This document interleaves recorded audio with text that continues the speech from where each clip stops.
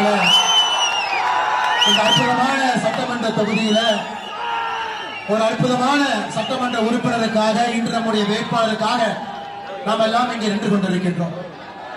அருமை சொந்தங்களே, 5 ஆண்டு காலமாக நீங்கள் காத்துக் கொண்டிருக்கின்றீர்கள். தமிழகத்தில் ஒரு அரசியல் மாற்றம் ஏற்பட வேண்டும். தீய சக்தியாக இருக்கக்கூடிய திராவிட முன்னேற்ற கழகம் ஆட்சி கட்டில் இருந்து அகற்றப்பட வேண்டும் என்பதிலே நாம் எல்லோரும் ஒற்றை கருத்தில் இருக்கிறோம். மே 4ஆம் தேதிக்கு பிறகு நம்முடைய முதலமைச்சராக அருமையண்ணன் எடப்பாடி பழனிசாமி அவர்கள் பொறுப்பேற்க இருக்கின்றார். 2019 இடைத்தேர்தலில் 2021 பொது தேர்தலில் 2 முறை உங்களுடைய சட்டமன்ற உறுப்பினராக உங்களுடைய அன்பையும் ஆசீர்வாதத்தையும் கொடுத்து ஒரு எளிமையான மனிதர் அண்ணன் வி.பி. கந்தசாமி அவர்களை இந்த சட்டமன்றத்தினுடைய உறுப்பினராக நீங்கள் அழகு பார்த்திருக்கின்றீர்கள். அருமை சொந்தங்களே, 2026 கூட சூலூர் சட்டமன்ற தொகுதியில் அதே அன்பை ஆதரவையும் நீங்கள் கொடுத்து அண்ணனை பெருவாரியான வாக்கு வித்தியாசத்தில் நீங்கள் வெற்றி பெற செய்ய வேண்டும் என்று பணிவன்போடு இந்த நேரத்தில் கேட்டுக்கொள்கிறோம். அருமை சொந்தங்களே, திராவிட முன்னேற்ற கழகத்தினுடைய ஆட்சியை பொறுத்தவரை நம்முடைய தாய்மார்கள் நின்று கொண்டிருக்கின்றார்கள். உங்களுக்கு தெரியும், ஒரு மோசமான ஒரு 5 ஆண்டு காலம் ஆட்சி தமிழகத்தினுடைய சரித்திரத்திலே நடந்திருக்கிறது என்றால் 2021 2026 வரை நடைபெற்ற திராவிட முன்னேற்ற கழகத்தினுடைய ஆட்சி. அருமை சொந்தங்களே, இந்த 5 ஆண்டுகளில் மட்டுமே தமிழகத்தில் மொத்தமாக நடந்த படுகொலைகள் 8008 பேர் படுகொலை செய்யப்பட்டிருக்கின்றார். தமிழகத்தில் பாலியல் தாக்குதல், கற்பழிப்பு சம்பவங்கள் மட்டுமே இந்த 5 ஆண்டுல 2080 குடும்பம், 2080 தாய்மார்கள் நம்முடைய சகோதரிகள் என்று சொல்வதை விட 2080 குடும்பம் சீரழிக்கப்பட்டிருக்கிறது. 18 வயதுக்கு கீழ் இருக்கக்கூடிய குழந்தைகள் மீது நடத்தப்படக்கூடிய பாலியல் வன்கொடுமையை போக்சோ சட்டம் என்று சொல்லுவோம். தமிழகத்தில் மட்டும் நெஞ்சம் நீங்கள் தினமாகி கேளுங்கள், 39,900 குழந்தைகள் 39,900 குழந்தைகள் கடந்த 5 ஆண்டுகள்ல 18 ஆண்டுக்கு கீழே அவர்கள் மீது பாலியல் கொடுமை நடத்தப்பட்டிருக்கிறது. சட்டம் ஒழுங்கு சந்தித்திருத்து சீரழிந்து தமிழகத்தில் யாருக்குமே பாதுகாப்பு இல்லாத ஒரு தமிழகத்தை கடந்த 5 ஆண்டு காலமாக பார்த்துக் கொண்டிருக்கின்றோம். ஒரு 3 வயது பிஞ்சிலம் குழந்தையாக இருக்கட்டும், 65 வயது மூதாட்டியாக இருக்கட்டும், யாருக்குமே பாதுகாப்பு இல்லாத ஒரு தமிழகத்தில் இத்தனை ஆண்டு காலமாக நாம் வாழ்ந்து கொண்டிருக்கின்றோம். அருமை சொந்தங்கள், நாம் எல்லோரும் கூட எதிர்பார்ப்பது ஒரு நேர்மையான மனிதர், சாதாரணமான மனிதர் முதலமைச்சர் நாற்காலிக்கு வரணும். தமிழகத்தில் இருக்கக்கூடிய சட்டமன்ற உறுப்பினர்களும் கூட நம்முடைய குரலாக இந்த சட்டமன்றத்தில் இருக்கணும். ஒரு நேர்மையான ஆட்சி வர வேண்டும் என்று நாம் நினைத்துக் கொண்டிருக்கின்றோம். கஞ்சா புழக்க உலகத்தை பற்றி நம்ம சொல்லவே வேண்டாம். எங்கே எல்லாம் பள்ளிக்கூடம் இருக்கிறதோ அந்த வாசல்ல கஞ்சா விற்கிற யாரோ ஒரு ஆள் இருக்கா. பள்ளிக்கூடத்தில் ஆசிரியர் இருக்கிறாங்களா? பள்ளிக்கூடத்தினுடைய கூரை சரியா இருக்கு எனக்கு தெரியாதுங்க. ஆனா பள்ளிக்கூடத்துக்கு வெளியே கஞ்சா விற்பதற்கு யாரோ இருக்கிறாங்க எனக்கு தெரியும். அதையெல்லாம் நாம் சரி செய்ய வேண்டும் என்று சொன்னங்களே. அதற்கு 2021 நிச்சயமாக ஒரு ஆட்சி மாற்றம் வர வேண்டும் என்பதில் நாம் எல்லோரும் கூட உறுதியாக இருக்க வேண்டும். கோயம்புத்தூரை பொறுத்தவரை நமக்கு தெரியும், சூலூர் உழைப்பால் உயரக்கூடிய ஒரு பகுதி. பெருமத்தமட்டியை பொறுத்தவரை உழைப்பால் உயரக்கூடிய ஒரு பகுதி. எத்தனையோ அன்பு சொந்தங்கள் இங்கே வந்து தன்னுடைய உழைப்பால் உயர்ந்திருக்கிறார். ஆனா இந்த கோயம்புத்தூரை பத்தி சமீபத்தில் திராவிட முன்னேற்ற கழகத்தினுடைய எம்பி தயாநிதி மாறன் சொன்னார், கோயம்புத்தூர் மக்கள் எப்படின்னா பக்கத்தூர்காரங்களை கெடுப்பாங்க, அதான் கோயம்புத்தூர் மக்கள். இதே போல கலைஞர் கருணாநிதி அவர்கள் ரொம்ப நாளுக்கு முன்னாடி சொன்னார், நெல்லை எங்கள் எல்லை, குமரி எங்கள் தொல்லை என்று சொன்னார். அன்னையிலிருந்து குமரி மாவட்டத்தில் திராவிட முன்னேற்ற கழகத்திற்கு வேலை இல்லை. என்னைக்கு தயாநிதி மாறன் அவர்கள் கோயம்புத்தூர் மக்கள் பக்கத்தூர்காரங்களை கெடுப்பாங்க என்று சொன்னார்களோ அன்னிலிருந்து திராவிட முன்னேற்ற கழகத்திற்கு கோயம்புத்தூர் மண்ணிலே வேலை இருக்கக்கூடாது. அருமை சொந்தங்கள், அந்த அளவுக்கு கோயம்புத்தூரை ஏளனமாக பேசக்கூடியவர். 2021 திராவிட முன்னேற்ற கழகம் ஆட்சிக்கு வந்தவுடன் கோயம்புத்தூருக்கு என்ன நடந்ததுன்னு உங்களுக்கு தெரியும். கோவிட் மருந்து தமிழகம் முழுவதும் கொடுக்கப்பட்ட பொழுது கோயம்புத்தூருக்கு மட்டும் குறைத்து கொடுக்கப்பட்டது. காரணம், 10க்கு 10 இங்கே தேசிய ஜனநாயக கூட்டணி, 10க்கு 10 இங்கே அனைத்து இந்திய அண்ணா திராவிட முன்னேற்ற கழகம், ஒரு தொகுதியில் பாரதிய ஜனதா கட்சி கோவிட் மருந்து குறைத்து கொடுத்தார். அன்னைக்கெல்லாம் ஆர்ப்பாட்டம் செய்த பிறகு முதலமைச்சர் இங்கே வந்து உறுதி கொடுத்து தான் கோயம்புத்தூர் மக்களுக்கு கோவிட் மருந்து எனக்கு விநியோகம் பண்ணார். அருமை சொன்னது அது மட்டும் இல்ல, இன்னைக்கு நம்ம ஒரே கூட்டணியாக இருக்கின்றோம். இங்க அண்ணன் வி.பி. கந்தசாமி அவர்கள் 3வது முறையாக வெற்றி பெற்று சூலூர் சட்டமன்ற தொகுதியிலிருந்து செல்ல வேண்டும் என்று. ஆனா இன்னைக்கு திராவிட முன்னேற்ற கழகத்துடைய முதலமைச்சர் திரு ஸ்டாலின் அவர்கள் பேசும் பொழுது காலையிலிருந்து மாலை வரை வெறும் பொய்யை மட்டும் சொல்லிக் கொண்டிருக்கிறார். நாம் எதுவுமே செய்யல, மத்தியில் இருக்கக்கூடிய மோடி ஐயா கோயம்புத்தூருக்கு எதுவுமே கொடுக்கல. நான் சொல்றேன் முதலமைச்சர் ஸ்டாலின் அவர்களே, நல்லா கேட்டுக்க, காது திறந்து நல்லா கேட்டு. கோயம்புத்தூரை பொறுத்தவரை சர்வதேச விமான நிலையத்துடைய விரிவாக்கம் 2550 கோடி, கோயம்புத்தூர் ரயில்வே நிலையத்துடைய மறுசீரமைப்பு 800 கோடி, போத்தனூர் சந்திப்பு ரயில்வே நிலைய மேம்பாடு 224 கோடி, கோயம்புத்தூர் இருகூர் ரயில் பாதை 38 கோடி, கரூர் கோயம்புத்தூர் பசுமை வழிச்சாலை 3500 கோடி, கோயம்புத்தூர் சிதம்பரம் சாலை அகலப்படுத்தல் 275 கோடி, கோயம்புத்தூர் கிழக்கு பைபாஸ் 750 கோடி, பெரியநாயக்கம்பாளையம் மேம்பாலம் 115 கோடி, இஎஸ்ஐ மருத்துவக் கல்லூரி மற்றும் மருத்துவமனை 580 கோடி, எம்எஸ்எம்இ தொழில்நுட்ப மையம் 162 கோடி, ஸ்மார்ட் சிட்டி திட்டம் 1000 கோடி, பிரதம மந்திரி வீடு வழங்கும் திட்டம் 573 கோடி. நான் சொல்லிக்கிட்டே போலாம். கோயம்புத்தூரை பொறுத்தவரை மத்திய அரசு உறுதியாக கோயம்புத்தூரில் இருக்கக்கூடிய சிறு துறை நிறுவனத்திலிருந்து நம்முடைய விவசாய பெருமக்கள் இருந்து அனைவரையும் உயர்த்த வேண்டும் என்று நினைக்கக்கூடிய ஒரு ஆட்சி மோடி ஐயாவுடைய ஆட்சி. கூசாம நம்முடைய முதலமைச்சர் ஸ்டாலின் அவர்கள் எப்படி தமிழகத்தில் மோடி ஐயா எதுவுமே செய்யவில்லை என்கின்ற பொய்யை வைத்துக் கொண்டிருக்கிறார். அருமை சொந்தங்களே, அது மட்டுமில்ல, இன்னொன்றையும் புரிந்து கொள்ள வேண்டும். அவிநாசி அத்திக்கடவு திட்டம் உங்களுக்கு தெரியும். அவிநாசி அத்திக்கடவு திட்டத்தை முழுமையாக நிறைவேற்றாம இன்னைக்கு சூலூர் பகுதி பெரும்பாலும் இங்கே பாதிக்கப்பட்டிருக்கிறது. வேண்டா வெறுப்பாக நிறைவேற்றப்பட்ட ஒரு திட்டம்.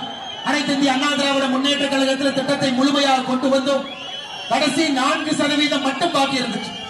அந்த 4% சரி செய்வதற்காக திராவிட முன்னேற்ற கழகத்தினுடைய ஆட்சி 2022 ஆகஸ்ட்ல செய்யணும், 2023 ஜனவரி, கடைசியாக 2024 ஆகஸ்ட்ல அந்த பணியை செஞ்சார்.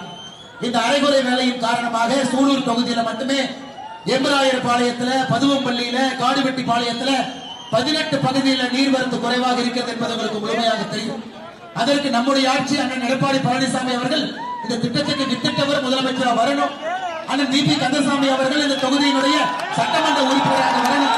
அப்பதான் விரிவுபடுத்தப்பட்ட அவிநாசி அத்திக்கடவு 2.0 அதன் அடிப்படையில் நிரப்பப்படாத குளம் குட்டையிலிருந்து தண்ணீர் வரத்து குறைவாக இருக்கக்கூடிய எல்லா பகுதிக்கும் கூட இந்த திட்டத்தை நாம் முழுமைப்படுத்த முடியும். அருமை சொந்தங்களே, உங்களுக்கு தெரியும், திராவிட முன்னேற்ற கழகத்தை பொறுத்தவரை 511 தேர்தல் வாக்குறுதி கொடுத்து வந்தார்கள். 511 தேர்தல் வாக்குறுதி, முழுமையாக 70 தேர்தல் வாக்குறுதியை கூட நிறைவேற்ற முடியாத ஒரு அரசு திராவிட முன்னேற்ற கழகம் தலைமையிலான அரசு. முழுமையாக 511 70 தேர்தல் வாக்குறுதினா 15 விழுக்காடுங்க, 15 விழுக்காடு. முதலமைச்சர் ஸ்டாலின் ஐயாவுக்கு கணக்கு சொல்லி கொடுத்த வாத்தியார் நல்லவர் தான், ஆனா கணக்கத்துக்கிட்ட முதலமைச்சர்கிட்ட தான் பிரச்சனை. வெறும் 15 விழுக்காடு மட்டுமே நிறைவேற்றப்பட்ட தேர்தல் வாக்குறுதி. முதலமைச்சர் அவர்கள் 99% தேர்தல் வாக்குறுதி நிறைவேற்றிவிட்டோம் என்று சொல்லிக் கொண்டிருக்கிறார். இதுவே இல்ல, அடுத்து இன்னொன்னு 2026 தேர்தலுக்கு 505 வாக்குறுதியை கொடுத்திருக்கிறார். 2021 தேர்தலில் கொடுத்த வாக்குறுதியை நிறைவேற்றல. 2026 இன்னும் 505. அருமை சொந்தங்களே, பொய்யிலே பிறந்து பொய்யிலே ஒரு குடும்பம் வாழ்ந்து கொண்டிருக்கிறது என்றால் அது திராவிட முன்னேற்ற கழகத்தினுடைய குடும்பம். எந்த அளவு இருக்குன்னா, விழுப்புரத்தில் ஸ்டாலின் ஐயா பொய் சொன்னா, திருவண்ணாமலையில கனிமொழி அக்கா பொய் சொல்றாங்க. திருவண்ணாமலையில கனிமொழி அக்கா பொய் சொன்னா, உதயநிதி ஸ்டாலின் சேப்பாக்கில் பொய் சொல்றார். தினமும் 3 பேர் தமிழகத்தினுடைய 3 பகுதியில பொய்யை சொல்வதை மட்டுமே வாடிக்கையாக வைத்திருக்கின்றார். கிராம மக்கள் அதிகமாக இருக்கக்கூடிய ஒரு பகுதி சூலூர் உங்களுக்கு தெரியும்.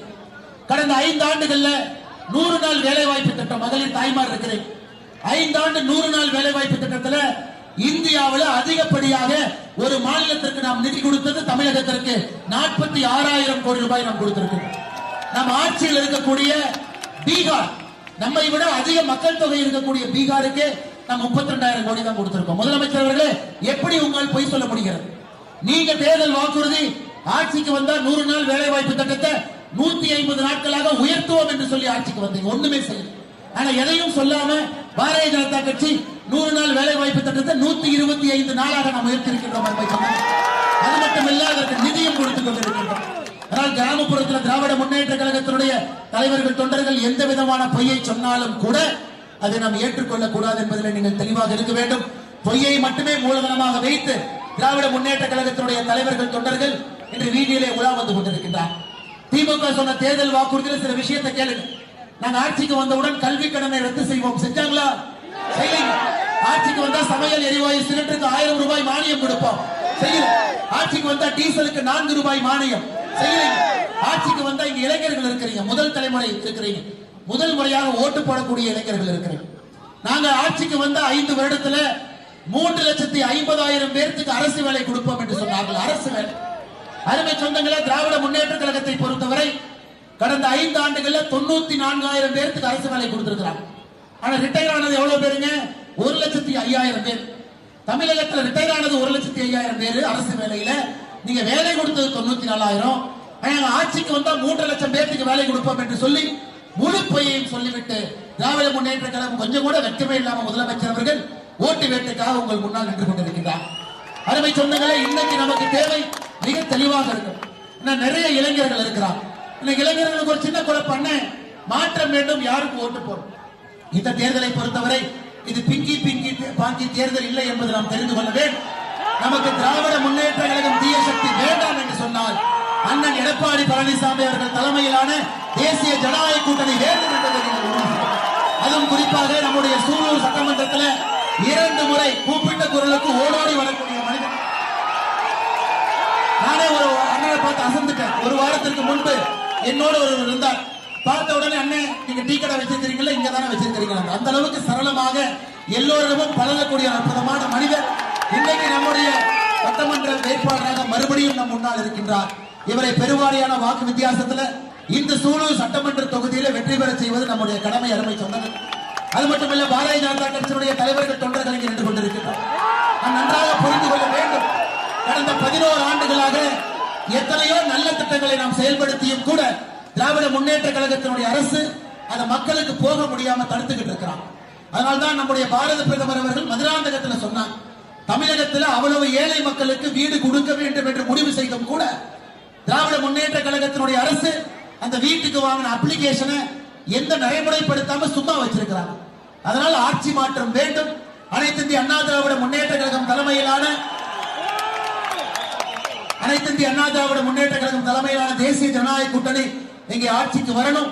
மத்திய அரசுடைய திட்டங்கள் எல்லாம் தங்கு தடையின்றி ஒரு வீட்டிற்கும் அது செல்லணும். குறிப்பாக சூலூர் பகுதியில் எல்லா தரப்பட்ட மக்களுக்கும் செல்லணும். அருமை சொந்தங்களே, நெசவாள பெருமக்கள் அதிகமாக இருக்கக்கூடிய ஒரு பகுதி கருமத்தம்பட்டு. நெசவாள பெருமக்கள் நிறைய இருக்கு. திராவிட முன்னேற்ற கழகத்தினுடைய வாக்குறுதி பாருங்க, 138வது வாக்குறுதி, நெசவாளர்களுக்கு தனி கூட்டுறவு வங்கி அமைப்போம் செய்யல. வாக்குறுதி 139, விசைத்தறி நெசவாளரிடம் இருந்து அரசு பள்ளி சீருடை கொள்முதல் செய்வோம். ஐயா, இன்னைக்கு உங்களுக்கு தெரியும், தமிழகத்தில் அரசு பள்ளி குழந்தைகளுக்கு நாம் சீருடை கொடுக்க வேண்டும் என்றால் 4.5 கோடி மீட்டர் நெசவு செய்யணும். 4.5 கோடி மீட்டர் நெசவு செஞ்சீங்கன்னா எல்லா அரசு பள்ளி மாணவர்களும் கொடுக்கலாம்.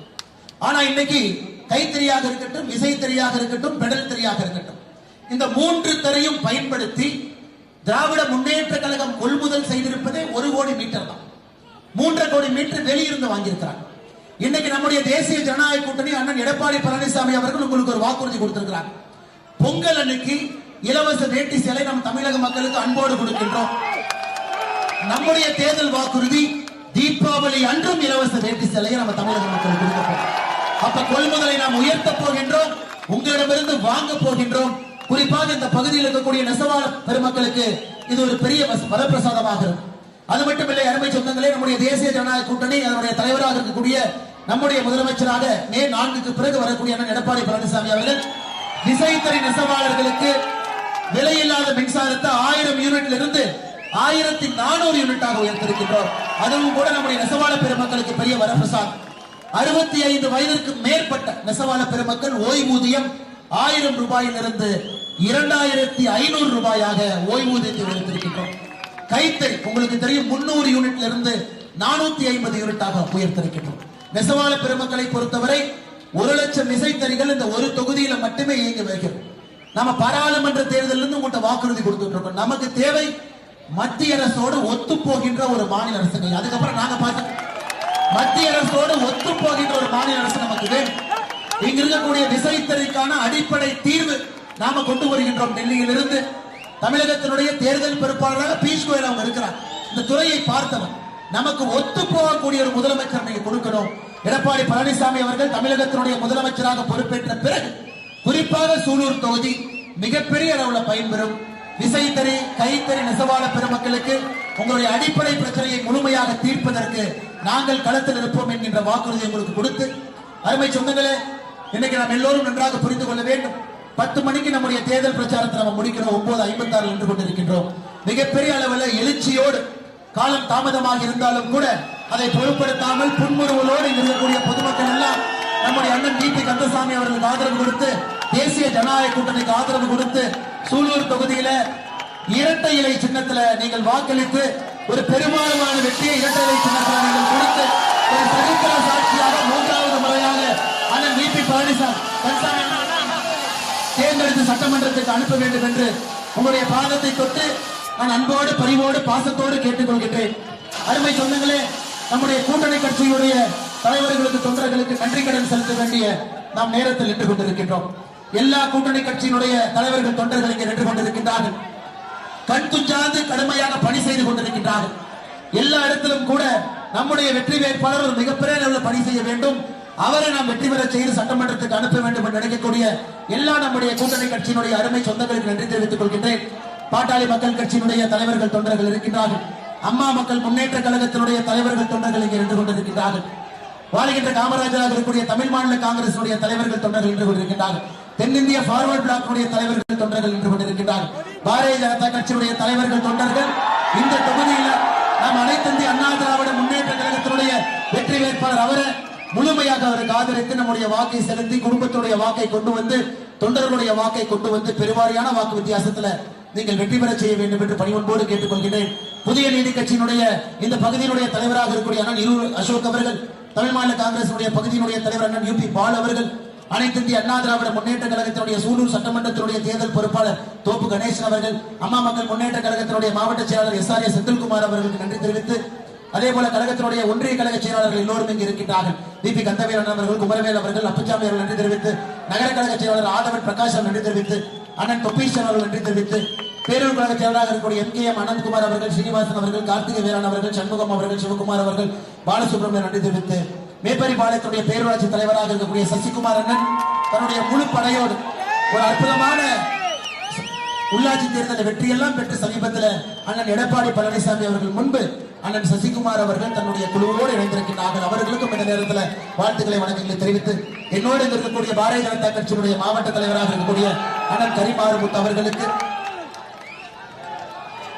அண்ணன் கருமாரிமுத்து அவர்களுக்கு, நம்முடைய மக்கள் பிரதிநிதியாக இருக்கக்கூடிய அருமையண்ணன் கோபால்சாமி அவர்களுக்கு, ஜெயகன் முருகேசன் அவர்களுக்கு, சிதம்பரம் அவர்களுக்கு, மயில்சாமி அவர்களுக்கு, சபாபதி அவர்களுக்கு, நம்முடைய மண்டல் தலைவர்களாக இருக்கக்கூடிய மகேந்திரன் அவர்களுக்கு, பிரகாஷ் அவர்களுக்கு, ராம்குமார் அவர்களுக்கு, சுபாஷினி அவர்களுக்கு, விக்னேஷ் பிரபு அவர்களுக்கு, கணேசன் அவர்களுக்கு, முருகேசன் அவர்களுக்கு, அதே போல நம்முடைய என்னோடு மேடையில் நின்று கொண்டிருக்கக்கூடிய அண்ணன் மோகன் மந்திராஜம் அவர்களுக்கு எல்லோருக்கும் இந்த நேரத்தில் நன்றி கலந்த வாழ்த்துக்களை வணக்கங்களை தெரிவித்து, அருமை சொந்தங்களே, மறந்து இருந்து விடாதீர்கள், இருந்து மறந்து விடாதீர்கள்.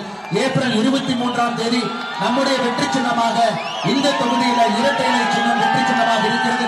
நாம் எல்லோரும் ஒருங்கிணைந்து அண்ணன் அவர்களுக்கு மிகப்பெரிய வாக்கு வித்தியாசத்துல அங்க வரைக்கும் மக்கள் இருக்கிறாங்க. உங்களுக்கு என்னுடைய பாதம் பணிந்த நன்றிகளை அங்கே தெரிவித்து, மேலே இருக்கக்கூடிய எல்லா அன்பு சொந்தங்களுக்கும் நன்றி தெரிவித்து, அந்த பில்டிங் மேல இருக்கக்கூடிய எல்லா நம்முடைய அன்பு சொந்தங்களுக்கு நன்றி தெரிவித்து, அந்த பக்கம் இருக்கக்கூடிய எல்லோருக்கும் நன்றி தெரிவித்து, பின்பகுதியில் நிறைய நம்முடைய அன்பு சொந்தங்கள் நின்று கொண்டிருக்கின்றார்கள், அவர்களும் நன்றி தெரிவித்து, பாலத்தின் மேல் பகுதியில் இருக்கக்கூடிய எல்லா அன்பு சொந்தங்களுக்கு நன்றி தெரிவித்து, பத்திரிகை நண்பர்களுக்கு நன்றி தெரிவித்து உரை முடித்து